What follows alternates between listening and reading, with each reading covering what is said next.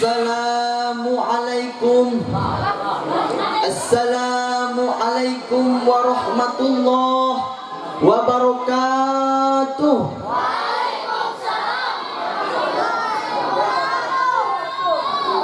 Alhamdulillahilladzi ja'alal ilma arfa'a sifatil kamaliyah. Asyhadu an la ilaha illallah wahdahu la syarikalah alladzi man syaa bil ma'asyiril hikamiyah.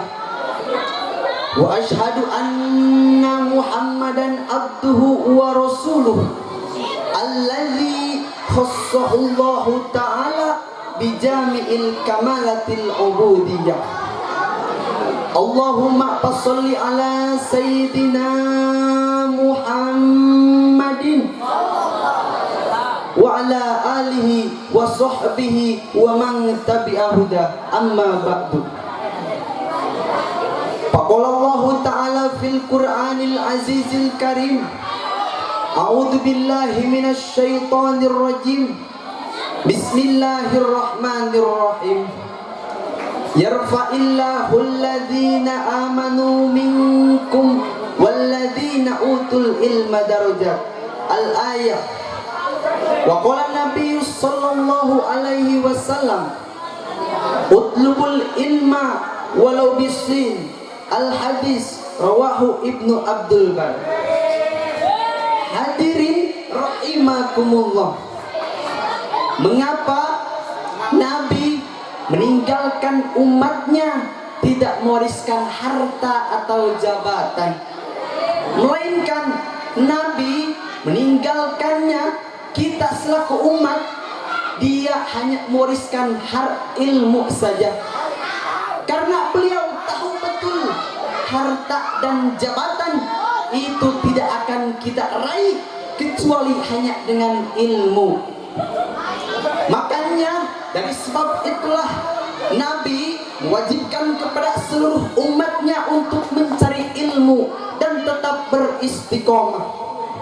Begitu juga dikatakan oleh Syekh Imam Ibnu Malik dalam kitab Alfiyahnya, kalamuna labdun mufidun kastaqim wasmun wa fi'lun summa harfunil kalim.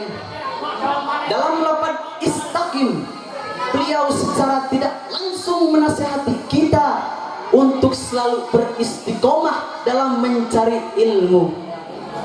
Seolah-olah mencari ilmu adalah kewajiban yang tidak bisa ditinggalkan, adalah tema yang akan saya sampaikan.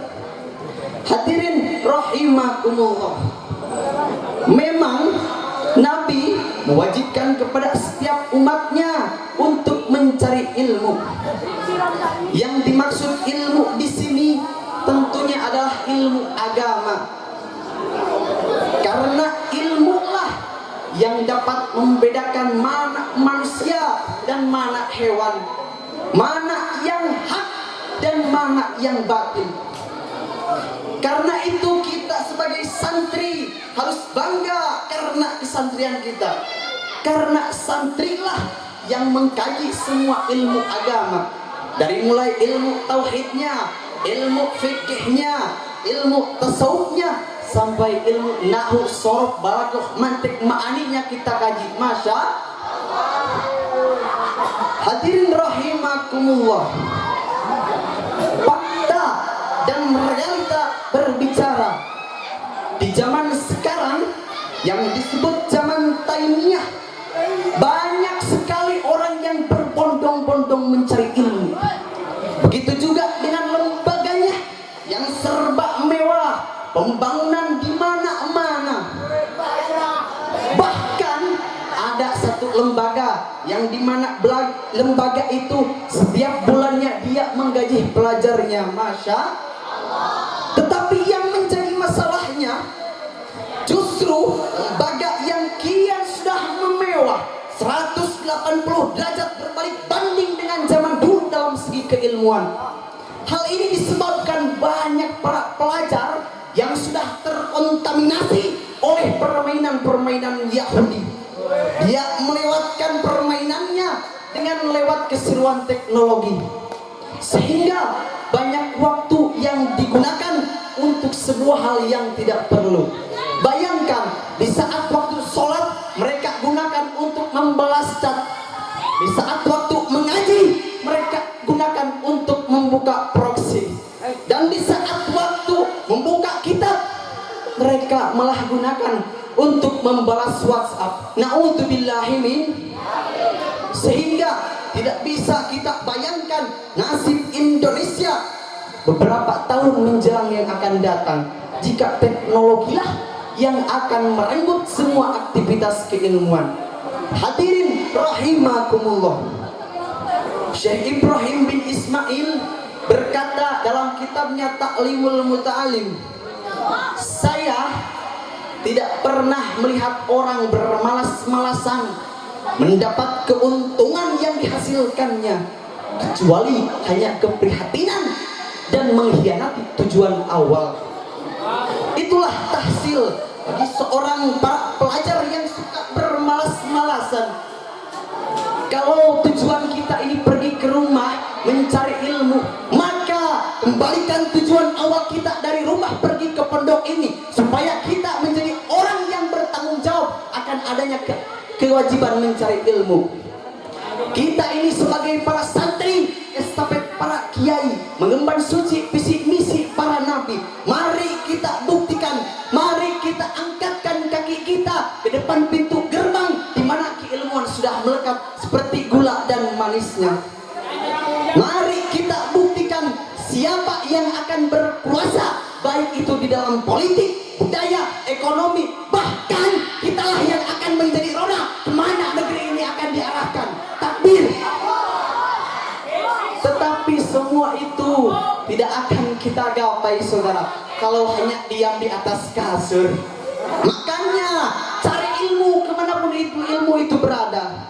Hal ini sudah ditegaskan oleh Nabi lewat hadisnya yang diriwayatkan oleh Ibnu Abdul Bar. Utlubul ilma walau bisin, carilah ilmu hingga ke negeri Cina. Hadirin rahimakumullah, mengapa Nabi kita begitu menegaskan kepada umatnya agar selalu mencari ilmu? Jawabannya adalah Al-Quran, surah Al-Mujadalah ayat 11. A'udzu billahi minasy syaithanir rajim. Bismillahirrahmanirrahim. Yarfa'illahu alladhina amanu walladhina utul ilma darajat.